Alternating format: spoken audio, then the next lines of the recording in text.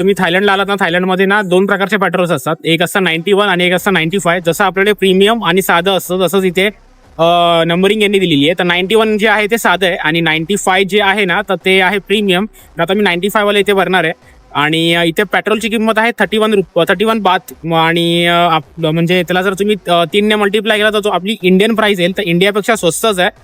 तुम्ही जर 31 multiply by 3 केलं तर 93 होतात. तर तसंही तुम्ही बघायला गेलं तर आपल्या इंडियापेक्षा इथे स्वस्त पडतंय. आणि इंडियामध्ये आय थिंक आता काहीतरी 110 समथिंग पेट्रोलची प्राइस चालू आहे. इथे पेट्रोलला ना गॅसोलिन बोलतात, लक्षात ठेवा, गॅसोलिन बोलतात इथे पेट्रोल. तर इथे पाहू शकता हे जे ऑरेंज वाला आहे ते 95 आहे. त्याच्यानंतर हे ब्ल्यू वाला डिझेल आहे आणि हे आय थिंक प्रीमियम डिझेल आहे. तर हे ऑरेंज जे 95 आहे त्याची प्राइस आहे 31 रुपीज 3 पैसे. नंतर हे जे डिझेल आहे, डिझेलची प्राइस 30 रुपीज 42 पैसे आणि हे जे आहे प्रीमियम डिझेल आय थिंक त्याचं 43 रुपीज 92 पैसे आहे.